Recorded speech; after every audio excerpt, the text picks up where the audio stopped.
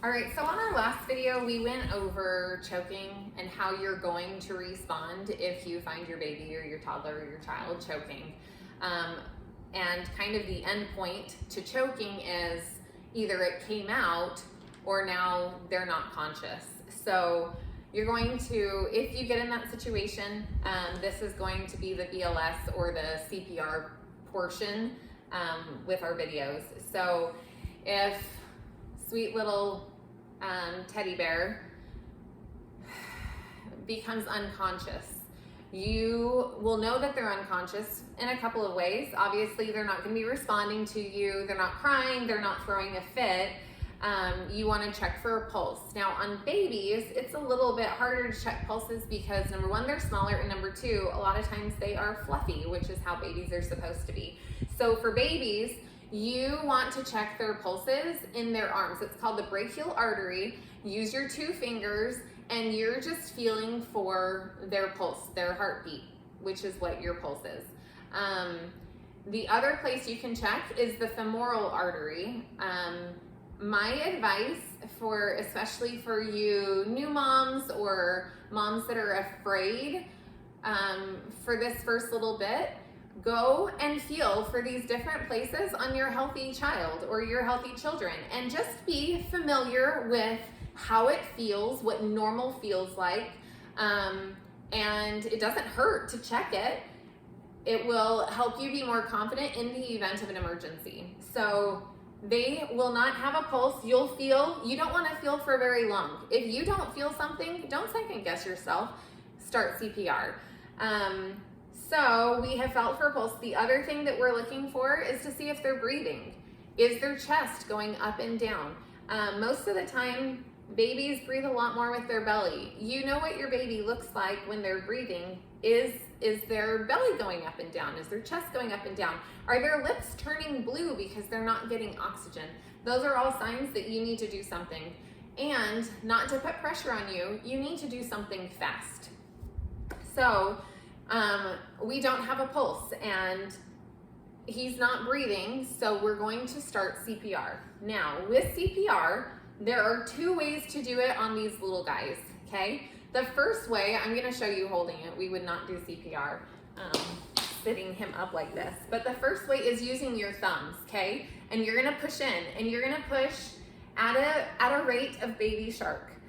If that song is not in your head yet, as a mommy, it will be. Turn it on, and you will find yourself singing that when you wake up in the morning. But Baby Shark has the perfect beat to it. Thank you. The perfect rhythm. That is how fast you should be doing your compressions.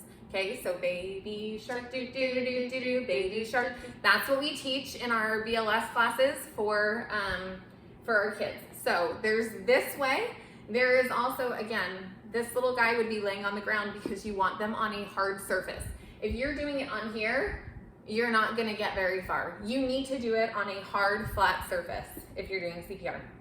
The other way is using two fingers. Now, you will know which you should use because this will seem too much or this will seem like you can't get your hands around it. So two fingers for our, I would say like your 1-year-olds, the ones that they're just too big around. You can use your two fingers. If you've got an older kid, you can use the palm of your hand. And the placement, I should go over that too, you're going in between the nipples, maybe just a little bit lower. You don't want to go all the way down by where your rib cage is because you can hurt things in there and it's not effective. Hurting isn't necessarily the concern, but you want to be pumping blood in and out of the heart. You're just doing it manually. So if little teddy bear Carson had nipples, you would go right in between the nipples, okay? Do you guys have a name for nipples? Because ours is hipples. I don't know where that came from, but that's just how my kids have always called nipples. They're hipples. Anyway, you're gonna go in between those and you're going to push hard, you're gonna push fast, but keep in mind that you wanna have the beat of Baby Shark in your head because that is the 100 to 120 that is required. Okay, so CPR also can include giving breaths. Now, for babies, they have so much smaller like nose and mouth that plugging their nose, your hand will be in the way. So you're going to give your breaths in through both their nose and their mouth. Your whole mouth is going to cover their nose and mouth. And you're going to breathe twice for them. And then as soon as you're done, you're gonna get back to doing that CPR, the compressions. And you're gonna do 30 compressions to 2 breaths. Now, you had asked, at what point do you call 911? Because in this situation, I don't care if your child gets up and runs around. That is so unlikely. If you're gonna be doing this to them, you need to go to the emergency department to find out what caused it and how to prevent it in the future.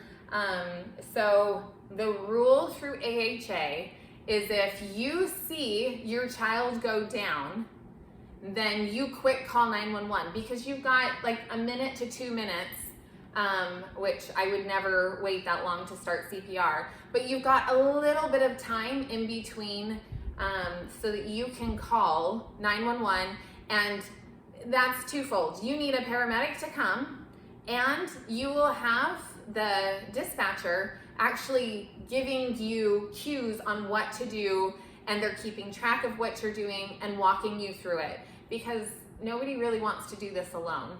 And so thank heavens for dispatchers that are well trained in this area.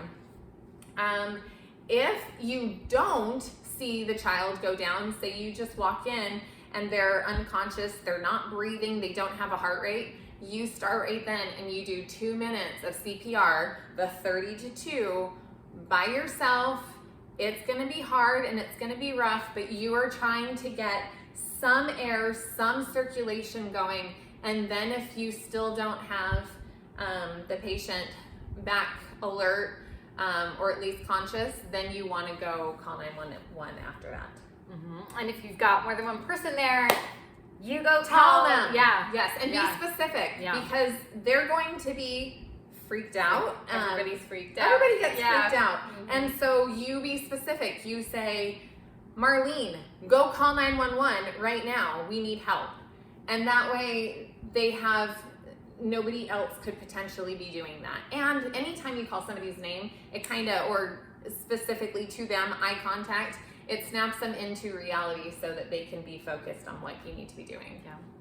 Get out of that freeze mode. That's right. We need to everybody needs to get out of it. Yeah, get moving. The other thing that I wanted to say, when you are doing those compressions, I don't care if you're by yourself or you're in a crowd of 100 people, I want you counting out loud. And the reason for that is, number one, so you can keep track of when it's time to give breaths again, but also I need you to not pass out.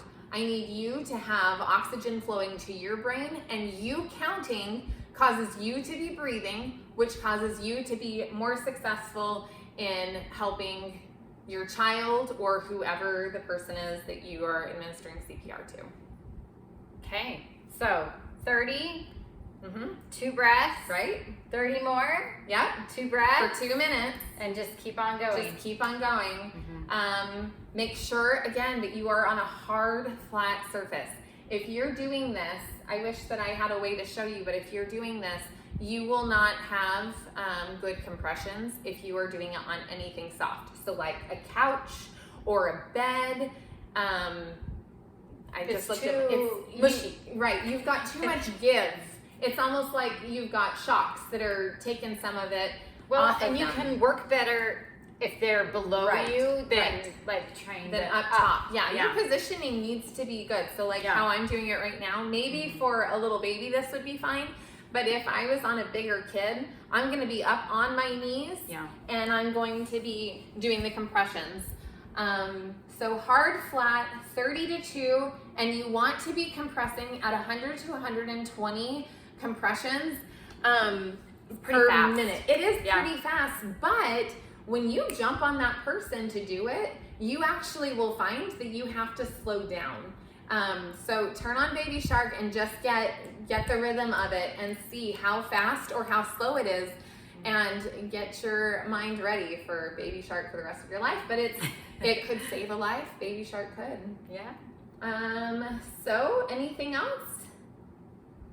make sure I covered I think we're everything. good. Just the confidence in knowing what to do and being able to do it. Yes. Practice at home. One more thing I wanted to add Get a is teddy bear and practice. yes, or a doll.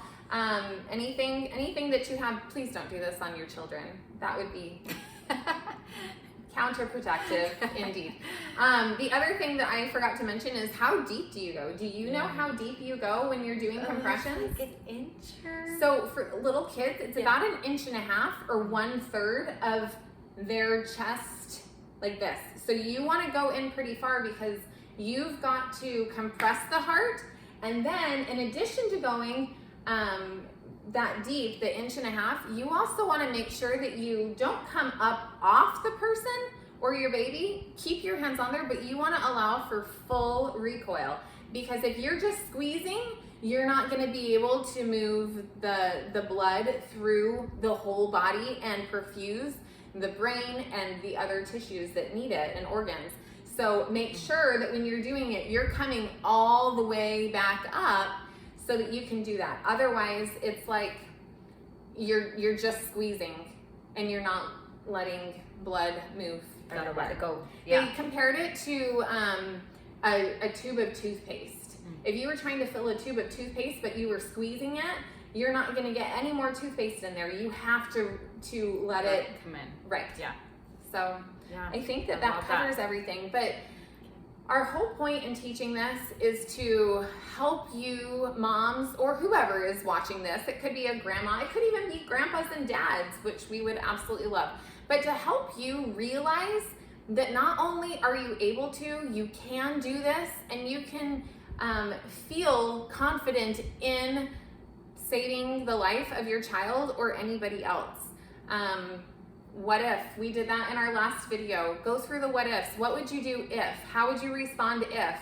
And that will help you be prepared. Practice, like she said, at home on anything, on teddy bears or dolls, but just practice so that it becomes muscle memory. And then in the event, heaven forbid, something happens, you don't freeze, you react appropriately. Yeah, you know what to do, and you don't have to live with that guilt Right. of I should have, if I would have, if I could have, So Awesome. if you guys have any questions, we will have a way for you guys to message us and ask. Yeah, absolutely. And we'll go from there. Thanks.